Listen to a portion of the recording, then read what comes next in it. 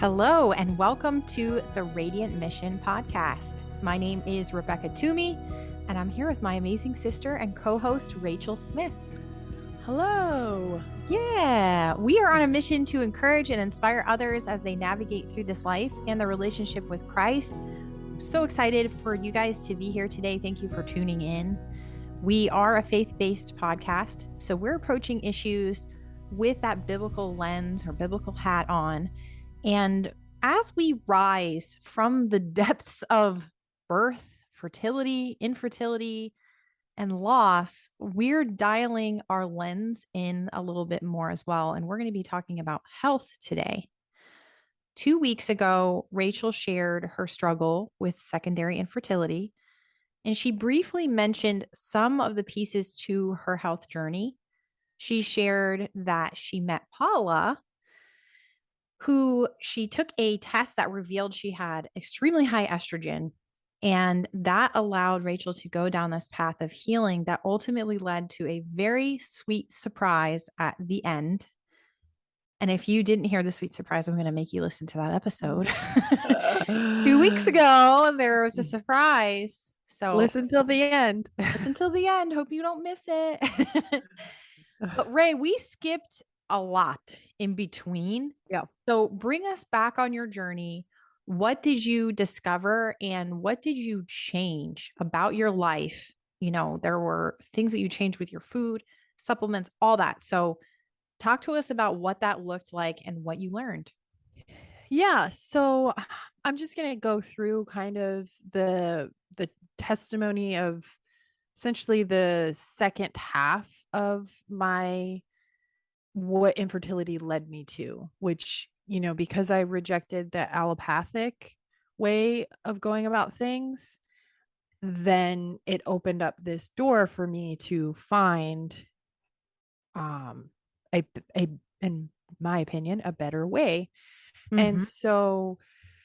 So what did allopath track told you? You're having a problem with your fertility. Let's blow your tubes out and clean them out and put you on Clomid. That's a way to put it. Yeah. Yeah, essentially to take a medication. And Take a medication. so Yeah. And also not take, you told this doctor, I'm having these other potential issues. I think I might have a hormone problem. But he said, don't worry about it. And you moved on from that. So that's the difference we're talking about here, right? right, yes, exactly. So I didn't know it at the time that I was just having that, that gut feeling or that intuition from the Holy Spirit that this was not the way for me, and instead sought out the holistic path, which I would just say from everything I've learned from healing naturally is at the core, it's to find the root cause of what is causing a symptom. And infertility is a symptom. That's what one of the first things Paula told me that I said last time we discussed this, that the infertility was not the problem, it was a sign of the problem. And so the first clue that we got was the results from my Dutch hormone panel, which was that my estrogen was very high. I have what's considered estrogen dominance, and this is actually extremely common in women. And she suspected a a gut issue because the microbiome in our guts is partly responsible for metabolizing excess estrogen. And also my liver was it was a sign that my liver was struggling to process out, because it is also responsible for detoxing out estrogen. Essentially, the way she looked at it is functions in your body are not working properly right now for you to have this high of estrogen, because when everything is working properly, then our bodies, when we produce estrogen, we cycle out the excess that we don't need. So that was the first kind of clue that she suggested. And because she is a registered dietitian and specializes in hormone health, of course, her method of healing issues with hormones is going to be starting with the diet. And so I remember what she said to me is that these were her words: the low hanging fruit is going to be alcohol. And it kind of made me laugh. And when I told my husband later, he really laughed because I used to be a wine drinker. I love wine, love having a bottle on the weekend. And and my very favorite wine that I would always drink, the brand is called Low Hanging Fruit. Wow. Oh my gosh. So Isn't it that was couldn't have been more perfect, right? no, it really was because I had a gut feeling over, I told the story of how we got here a year and a Mm-hmm. half, and I was still drinking almost every weekend, if not every weekend. And I Mm-hmm. wouldn't say I would like drink to excess, but what Paula told me is even one single drink once a week is too much for your liver because clearly your Wow. liver is not functioning properly, that Mm. it's not even detoxing out the estrogen. So if you even have one drink, your liver's going to go to that to process that, and it Wow. just ties it all up. So that was the first nutrition advice that she gave me, and I really needed that wake up call Yeah. because when you don't have alcohol problems, you're like, what's the problem with it? But it's incredibly unhealthy for us. It's incredibly inflammatory, and inflammation causes problem in the gut as well, Mm-hmm. along with everything else. Mm-hmm. So anyways, That I do want to take a minute to kind of focus on this for a second because this yeah. is something that, I know we've technically moved past fertility, right? But Right. at the same time, we're on it. We're always we're always on that topic. Alcohol can definitely impact fertility, as we're hearing with you, Ray. And I also had a friend that was having difficulty conceiving and was told all kinds of things like, oh, you probably just have PCOS. And it wasn't until both partners stopped drinking, not just one, because that's oftentimes the thing that happens when we're trying to conceive, right? Is it's the woman who's doing all of the Right. quitting of everything, like I'm not going to drink any wine or eat anything bad, or I'm going to do this to get healthy. And a lot of times the husband isn't doing the same things. And both people you're doing it together, right? It's important for both partners because it affects sperm quality too, Right. Mm-hmm. drinking alcohol. So if you Yeah. know someone that's trying to conceive and having a hard time, you may want to ask them. Although it's a pretty hard thing to have a conversation with someone else about, right? Like, because I remember us having some conversations about this too. And I always felt like it's a tough topic or a tough thing to ask somebody to be like, hey, do you think maybe you probably like maybe it could be wine? Because Yeah. how do you say that to somebody and have them be like, get off my back, man? Yeah. It really was because I had this like feeling it was a problem even before I ever talked to Paula.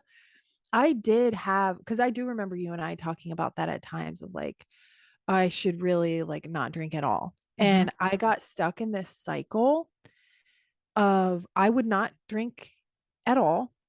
And, we're trying to get pregnant. Mm-hmm. And then my period would come and I had extremely bad PMS from the estrogen, which I didn't Mm-hmm. know at that time. Mm-hmm.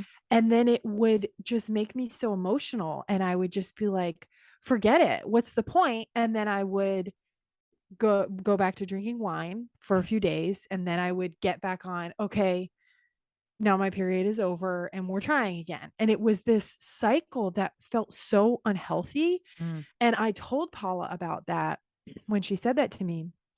And what was really helpful for me to just stop altogether is she pointed out that me craving the alcohol when I was getting my period is actually was partly a symptom of the estrogen dominance because my estrogen was so high.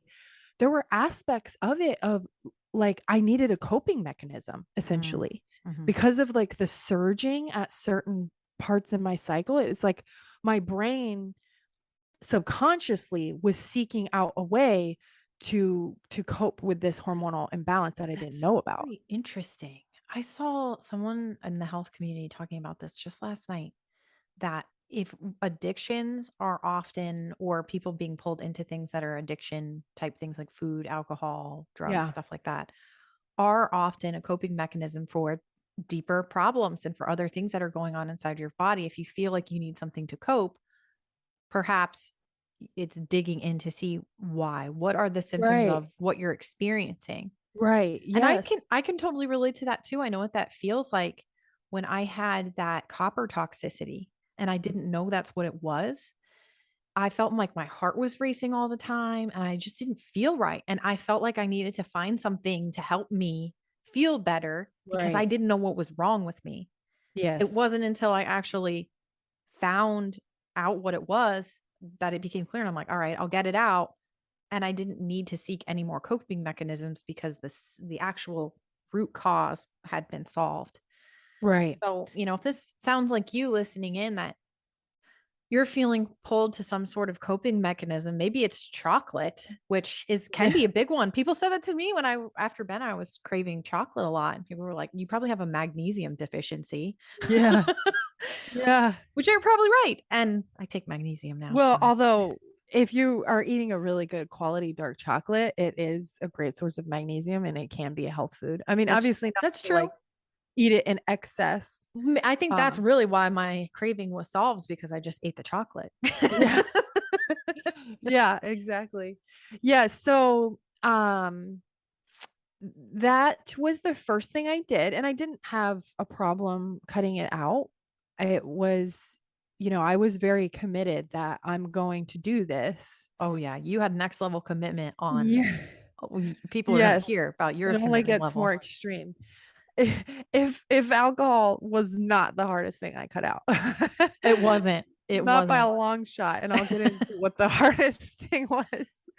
So, what Paula recommended from there, and this is what I love about her as a nutritionist, is she's very practical about how you do things living your life. And the first and she knows that I have a history of eating disorders. So she was very careful and gentle with me about, you know, not having any super strong restrictions. Mhm. But instead, it was more about adding in than taking away. So adding in more vegetables because vegetables are very gut healthy, and adding in more fermented foods because we wanted to work on my gut microbiome, Mhm. and adding just it just felt like it was more about not restriction. And when you add in healthier foods, then you don't have the space to be eating junk anyways. That's a good So way of putting it. How long right. does it take to rebuild your microbiome in your gut? I don't know. That'd be a good question for us to ask Paula That's when what we have her on. So we'll have to do that because I think it takes months. I think it takes Okay. a long time. It's not something that definitely happens overnight with one kombucha, which but I think it takes, just like it takes a long time because there's billions of bacteria in there, both good and bad. And so Mhm. having an imbalance essentially means that you don't have as many good as bad, and the bad are taking over, or you could have a parasite. Parasites are way more common than I think any of us realize. We could all have parasites right now. We might Oh all, yeah. we Yeah. probably do. Oh, definitely. So Especially if you're eating ham. No. yeah, there you go. So yeah, we really were focusing, like I was focused on eating more fruits and vegetables. And um I also on my own cut out refined sugar for the most part. I was not extreme. Like if I was at, something and there was a cake, I would have a little bit. but I really I really like, especially focus on changing my breakfast and my lunch to be super gut nourishing. Mm-hmm. Start off And your day the right way. right, exactly. And then dinner, I would just, eat what my family ate and always tried to have a vegetable with it. So, but next to that, we also wanted to work on detoxing my liver.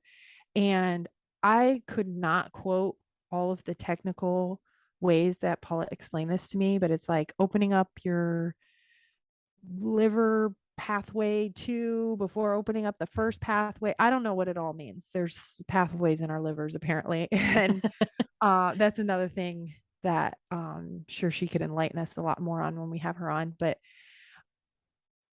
essentially, there are certain amino acids that can help a lot with detoxing our liver. So I was taking a few different supplements that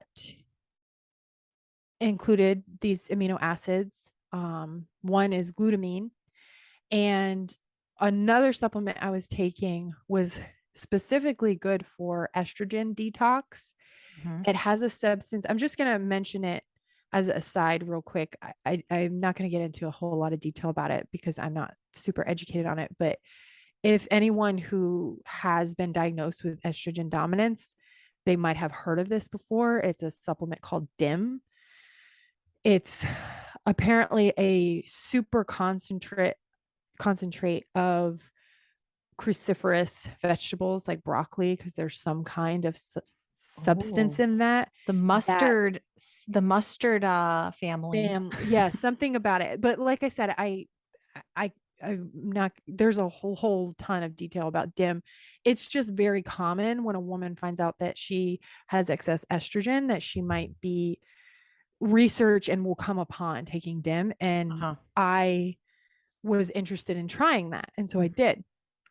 So here's the crazy thing is Paul, this is the importance of working with a professional anytime you're supplementing, even if it's natural stuff, because I ended up having a really terrible reaction.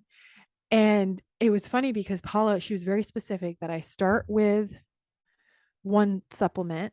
And if I tolerated it well over a week, then I start that second um, Mm-hmm. female one that included the DIM. And the day after I started that one, I had the worst migraine of my entire life. It was Mm. so bad. I almost threw up on the floor of a grocery store. Oh no. And then I almost passed out driving my kids home. Oh no. And Not I good. I texted Paula and I was like, man, I have the worst migraine of my life. Like, could it be something about those supplements? And she's like, when did you start the second one? And I was like, yesterday, or might have been the day before or something. It was within 48 hours. Mm-hmm. And she's like, stop taking that immediately. You're having a reaction to it. Mm. And so then what she said is that some women do not tolerate DIM. Mm-hmm. And I just think that that's an important aside, because if I hadn't known Paula, because but knew, found out I had high estrogen from a test from a doctor or something, Mm-hmm. researching on my own probably would have taken that on my own Mm-hmm. and then maybe not realize that's what I was having such a poor reaction to. That's a really, really great point. I haven't even talked to you about this yet, but I've been trying that I've been trying some different supplements lately, and I think one of them is messing with me. I actually stopped taking everything because I want to do what you did, which is phase them in to see, because Right. I've been feeling when I was taking all these supplements at once, kind of irritable and having more headaches and just not feeling right in general. Yeah. And I think it is one of the things that I was taking. So, and everything that I'm taking is natural stuff. Right. And that's what's really important is just because something is not a prescription medication, just because it's natural or it comes from a plant, or it's something naturally occurring in our body, it doesn't mean that it can't greatly affect us, Exactly. especially given our genetic makeup, which I'm going to get And yeah, into in and a second. everybody's so different and, Right. you And know, this is why I really am a big advocate about working with a registered dietitian, especially one who has that holistic mindset.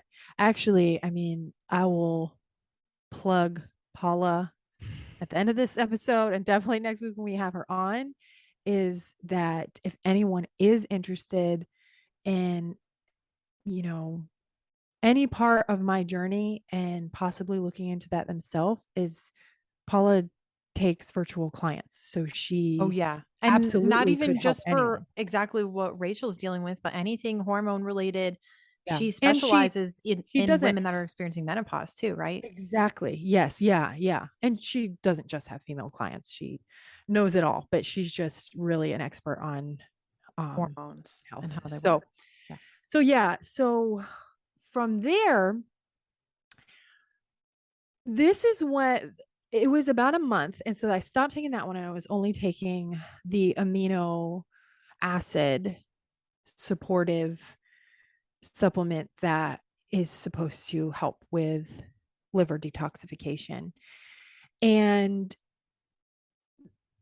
I was on that for about a month. And during that time, I felt like I had a really clear perspective that healing is not linear. And Mm. people will often say this, especially when you're getting to the root cause of something or figuring out, you know, what what's going on in your body and how to heal and healing naturally, is you don't feel better and better and better every day. You have like one day you're better, one day you're way worse. Like it's just like it's like a roller coaster. It's like up and down. Mhm. And as the weeks went by, what it started to feel like for me is it started to feel like that state I was at of when I would PMS, I was there all the time. Like I was so irritable. I was so snappy. I was really emotional. And again, this is what is helpful about working with a practitioner is I told Paula how I was feeling. I'm like, I just feel like I'm in a constant state of PMS now. I'm like, could it be, is this how it is to detox your liver? It like feels like I'm like detoxing a demon out of my liver. Mm. Like it just, I didn't feel good, but I was trying so hard and I was doing so much. And she said, I want you to, are you still taking that, the first supplement, right? And I was like, yeah. And she's like, okay, I want you to stop taking that one. And I really want us to do genetic testing. Mm. I suspect that you have a gene mutation that a huge amount of the population has. It's not uncommon, that affects your ability to metabolize glutamine. And Mm. that, while that is a amino acid and it isn't necessarily bad, and that this supplement would work for a ton of people, if you have this gene mutation, that it could be the reason you're feeling this way. And And not for nothing, my doctor had suspected that too. You were here for one of Ben's appointments, remember? right, yeah, And that's true. he suspected something different, but he did suspect something gene related that potentially you could need methylated vitamins or something like that. Right, he suspected what's called MTHFR, and I was Yes. hearing that a lot. And I even asked Paul about that because if you're in the natural holistic communities in the past 2 years, you've probably heard of MTHFR. It's like the most popular talked about gene Yeah. mutation right now, but there's Yeah. actually a ton. Yeah. And so I was interested in being tested for that because I was Hot reading topic about right it. now for sure. Right. I was reading about it. Apparently, people who have that mutation are more likely to have reactions to vaccines than I have in the past. Mhm. So, anyways, I think Paula probably prefers to do genetic testing like first thing with a client, but I, you know, all of these tests do cost money. So you kind of have to prioritize where you're going to put your money when you're going down a path of healing like this. Yeah. And so I maybe put this one off. But then when she said that, I was like, okay, let's do this. And I really did want to know if I had MTHFR. And so we got those tests back, and it actually revealed I do not have the MTHFR gene mutation, at least the popular one. There are a few different kinds. But what I did have is what's called the GAD1 gene mutation, which is exactly what she suspected. Mm-hmm. It's responsible for converting glutamine or glutamate into GABA, which literally affects your brain and the way it processes things, Mm-hmm. like causing depression and anxiety and when you're exposed to this.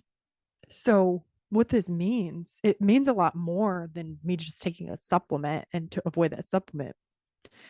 This actually includes monosodium glutamate or MSG, which is one of the most common food enhancers that's in probably 80% of processed foods on our supermarket shelves.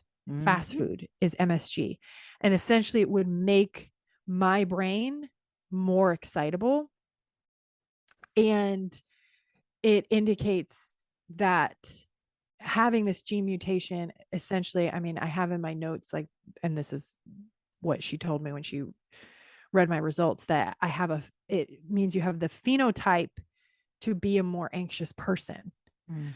which that was really interesting to me because I have experienced anxiety literally since I can remember as a child. Always, like, my brain would go to places of anxiousness.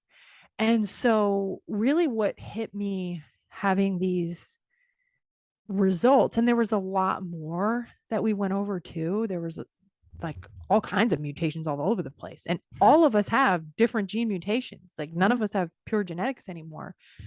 But it really put so much together for me on I always felt like the reason I had anxiety is because my brain was broken. Mm. And while I was healed of so much because of my relationship with the Lord, it's like it's still sometimes would come up and rear its ugly head, or linger there. Mm-hmm. And essentially what I was learning from this is that I live in an environment that is triggering these processes that affect my mental health Mm-hmm. through what I'm putting in my body, Yeah. literally through nutrition. Yeah. So you can, if you know this stuff about yourself, you can manage symptoms that you never imagined you could manage just through your diet. That I can avoid MSG to help support my mental health, because that is, one of it would contribute to a trigger of my brain being able to properly process these, chemicals that then lead to anxiety and depression. So I had another mutation, another gene mutation that also predisposes me to immune system issues, and just the way that my immune system responds to viruses. And that one was very interesting and notable as well. So there was a lot more to that, but I felt like I really appreciated this information. I like education and to be educated on everything, but it was like I was learning about my body in a very intricate way. Yeah, absolutely. So, what Can we would you? pause for a second Yeah. to talk about MSG and then we'll move on because everybody thinks that MSG. Oh yeah, I saw something about it being in Chinese food. Sis, it ain't in Chinese food. It's in everything. Yes, it literally is. Literally, I'm sorry, but even the Lord's chicken, Oh, yes. Chick-fil-A, MSG in their products, every fast food place, go look at the ingredients that make up their foods and you'll see monosodium glutamate in it. Cream of mushroom soup has Yes.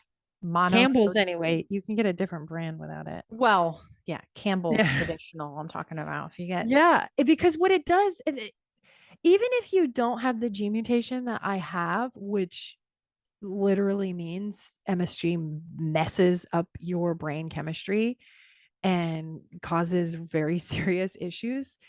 The whole reason they put MSG into food is because it's a food enhancer. It makes food more addictive.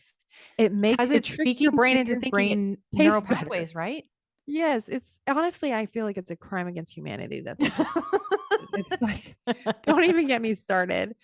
Um, but to keep us moving, keep this train on the tracks. Yeah, just look at the So, ingredients on things. That's all I wanted to say, yes, really. yeah. So, around this time, so this is like months and months are in between all these conversations and all these tests, and I'm trucking on with my healthy eating. And once I did go off of those supplements, I did start feeling better. And so we were just going to have to take my liver detox in a more gentle way than just, pushing a supplement in. And around this time, I had a friend who also had dealt with infertility, and she told me about this holistic nurse practitioner that she had seen. And after a year and a half of her not being able to get pregnant, she was pregnant within 3 months of seeing this woman. And so I was like, well, let me just go have a conversation with her too. Like I felt ready for that because I was really working on my health. I was learning so much and from Paula and nutrition and doing my own research that I finally felt like ready to investigate that aspect and at least just have a conversation with her. And this woman her background was actually as a midwife. And so she really had a lot of experience on counseling women with infertility and getting pregnant. And so in my first conversation with her, it was so helpful that I had all of this testing already done and all this information. I was a very informed patient. Like I don't know if anybody knew more about their body than I did in this first conversation.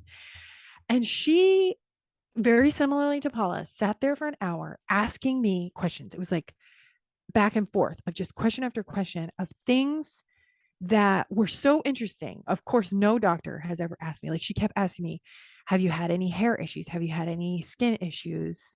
Any muscle issues?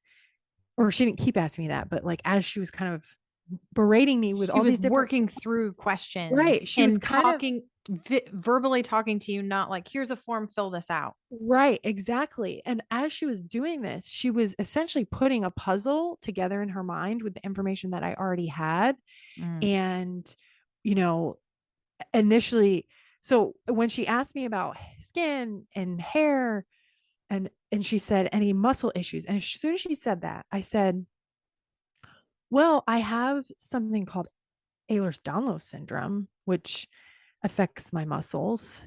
And as soon as she said that, she goes, oh, I know what this is. That totally changes how I'm going to treat you. And I was like, really? What? What is it? What is it? And she said, you have an autoimmune issue because Ehlers-Danlos is triggered by something autoimmune. And I Okay. was like, really? And I'm not really going to get into what that is right now because it's not really pertinent to my health, but we can talk about it more one day. Anyway, No time for that right now. Basically, Rachel can bend all of her fingers backwards and touch her wrist. right, Nothing, exactly. nothing to It's see here. it's a muscular connective tissue issue, and I literally never think about it because it doesn't seem to affect my life, but it can be very serious. And I never mentioned it I didn't even mention it to Paula because I had no idea that it would Yeah. Yeah. indicate any type of autoimmune issue. She also was very clued in when I told her that I had a reaction to the chicken pox jab when I was a child and I got shingles from it. And I've since had shingles like 20 times in my life. That also was like, that indicates an autoimmune issue, Mm-hmm. the fact that your body would react like that. Mm-hmm. So, because of this, she wanted to do a bunch of blood work for all kinds of things, including autoimmune diseases like Hashimoto's, Epstein-Barr virus, Lyme, and a few others. That was just based on my symptoms. And with the estrogen, that's what she was suspecting. Mm-hmm. So my results came back that I had a type of Lyme disease. She explained to me that there's actually multiple types of Lyme disease, and they don't all come from a tick bite. Some of them can be from a parasite or just you don't even know where you got it from. Mm-hmm. And mine was it was minor. So it's not the very serious one. And it was at a very low level, Mm-hmm. like not at the level that it should be causing huge issues. But I also came back that I have chronic Epstein Barr virus and it was currently active. Mm-hmm. So, Epstein Barr virus, most people probably know it by the shortened nickname of mono or the kissing disease, is what, people kind of call it. Mm-hmm. And Because it's easily passed through saliva. right. Yes, it's not only passed through kissing, it just gets called that for some Sure, reason. you could share a cup with somebody or Right, exactly. So this was important because I didn't even yeah, who think are to you ever smooching? yeah, I didn't even think to ever mention it to anyone, but I had mono when I was a freshman in high school. Yeah. You So you were know, like 15, 14 right. years old? I was like 15 and I had gone from being homeschooled my whole life to public school for the first time, freshman year of high school. And I did not know that I got mono until 2 years later when I had a particularly terrible outbreak of shingles. And mom brought me to the doctor because it's like, Mm-hmm. why does she keep getting shingles? By that point, I had had it a handful of times. Mm-hmm.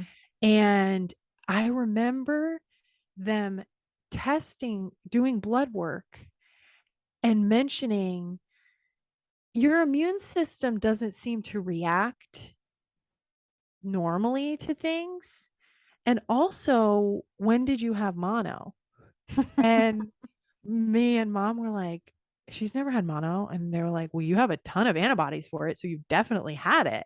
Mm. And then we thought back 2 years before when I first started high school, I would come home from school and get in bed and sleep all afternoon, get up and eat dinner, and then go to bed.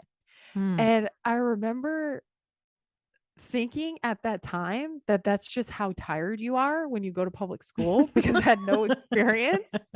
And I think mom thought that too, that it was just an adjustment. And it was like that for a long time, like months. Uh-huh. But in actuality, Epstein Barr virus, it's a very serious virus. It's causes fatigue. Some people have very swollen lymph nodes, sore throat. It's very serious. And there isn't really a treatment for it other than to support your immune system.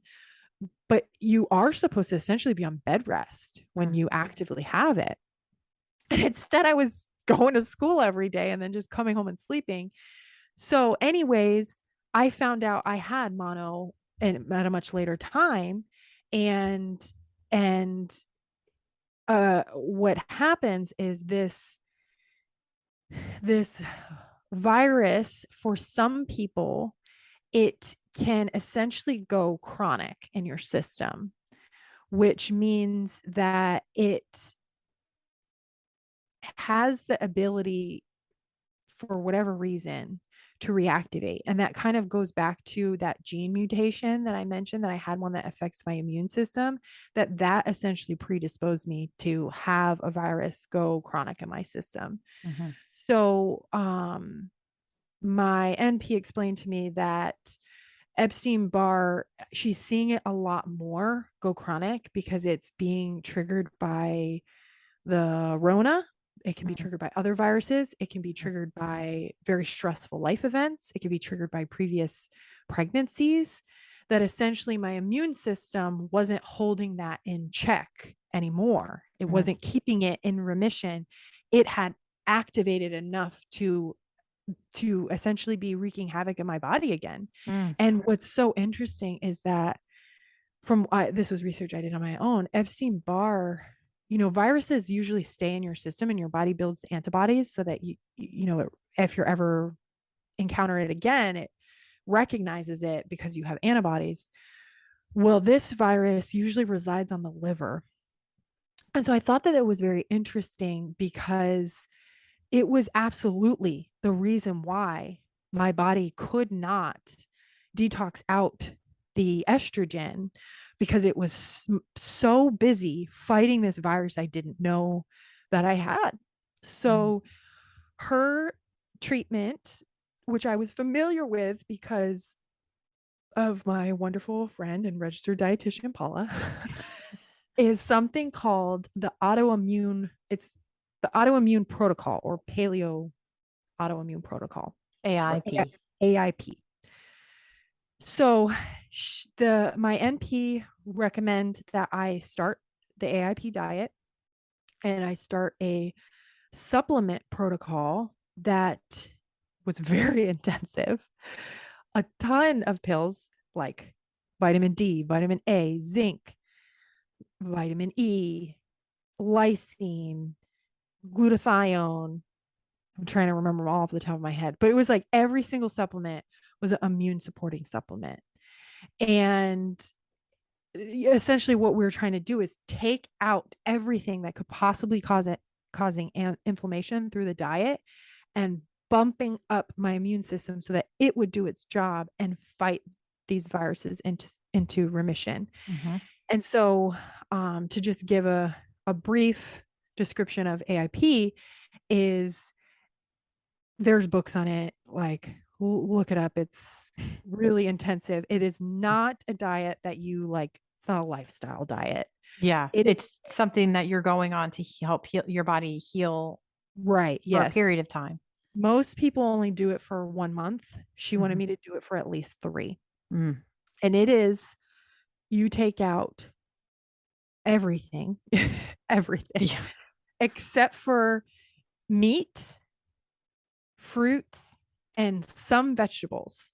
So there's even vegetables that you take out, like all beans, legumes, and nightshades like tomatoes and peppers, which, this is to reference back earlier what I said was the hardest thing that I eliminated, was black pepper, like seasoning on your food. That's one of the things you take out.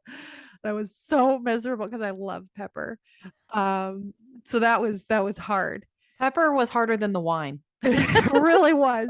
And I even thought dairy was going to be really hard for me, or gluten. No, it was the pepper. It was But your black pepper. yeah. So for 3 months I did this, and I just wanted to say, at the very beginning when I got this diagnosis, in a way I felt relieved that I had an answer, because Mhm. I had been praying for healing for so long without even knowing what I needed to heal from. I just knew something was wrong with my body. Mhm. And what the Lord gave me, he gave me a answer at right after this diagnosis, right when I started AIP, because it was very intimidating to start this process of like changing your whole life in a very difficult way. Mhm. And I was like, what if this doesn't work? What if I do all of this? This is so hard. And Mhm. what if, like, it's very serious to have this virus chronic in your system for a long time. And I'm like, what if this doesn't work? And the Lord brought to my mind the story of Yeshua healing the blind man, but specifically the one that he put the mud in his eyes. Mm. So that came to my mind, and I immediately went and I read it. And it's in John chapter 9. And I'm just going to read it real quick Mm-hmm. and share what he revealed to me through this. So, John chapter 9, and his disciples asked him, Rabbi, who sinned, this man or his parents, that he would be born blind? And Yeshua answered, neither this man sinned nor his parents, but he's blind so that the works of God might be displayed in him.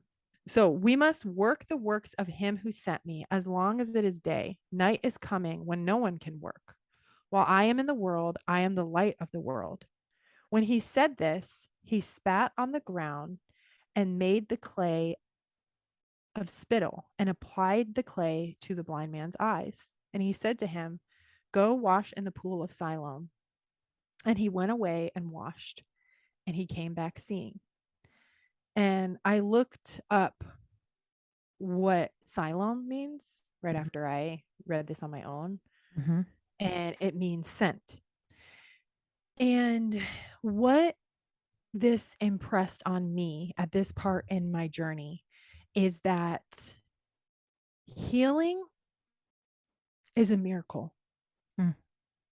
And the Lord wanted me to have this miracle. And it doesn't always look like saying your sight will be healed, and that moment your sight is healed. What healing looked like for this blind man was a substance, a salve that Yeshua himself made from the DNA of the God of the universe and dirt from the earth, Mm. like a medicinal substance on his eyes. But it didn't stop there because he could have just seen right there. Mm-hmm. It also took an action Of from faith. the blind man. Yes. Yes. It took faith in the words of this stranger that Mm-hmm. this is what you do if you want to be healed. Mm-hmm. And then think about that man that he had some interim of that interaction and going to the pool, which could of Siloam, which could not have been easy when you were blind. Oh, yeah. Somebody had to have either led him Either there or if right. he knew the way. It took minutes or hours or maybe days. We don't know Mm-hmm. how long it took, Mm-hmm. but it took this physical substance from the Lord, and it took a action in faith from the individual for him to have his miracle. Mm-hmm. And that is what the Lord told me he was doing. He wanted to do with me. He wanted to heal me.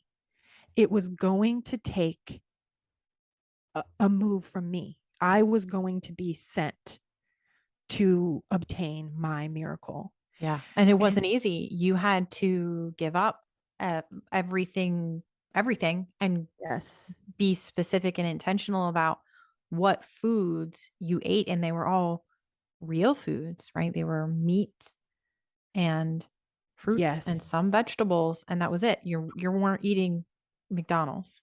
exactly. And that's what I learned too is if I learned one thing from being on the AIP diet, it's that this is the way that God created our bodies to eat. Mm-hmm. The world has become so corrupted that everything is against us to put us in a state of sickness, Mm-hmm. but our body is the miracle that wants to heal. And Yes. God created us to heal. He Yes. created our immune systems to fight for us. And he created foods and herbs and all sorts of things to heal us.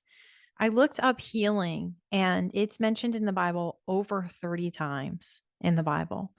And one of my favorite verses that I came across when I was doing this research, and I'm taking this verse out of context because I'm only reading one verse, but in Ezekiel 47:12, fruit trees of all kinds will grow on both banks of the river. Their leaves will not wither, nor will their fruit fail. Every month they will bear fruit because the water from the sanctuary flows to them. Their fruit will serve for food and their leaves for healing. I Yeah. don't know what kind of tree that this is specifically referring to without doing more research, but it's just one out of very many verses that talk about food and leaves and herbs for healing. Yes.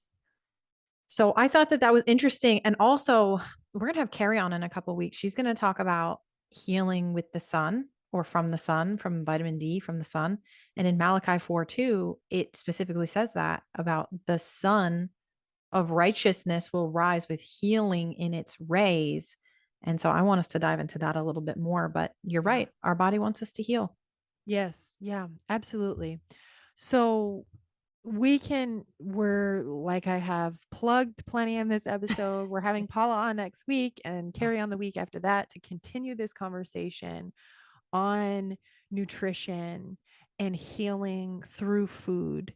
So this was just a little glimpse of what I personally learned on this journey that I am so grateful for, because at the very end of it, after 3 months, and I got my blood work done again, the Lyme was completely gone, wasn't in my system at all.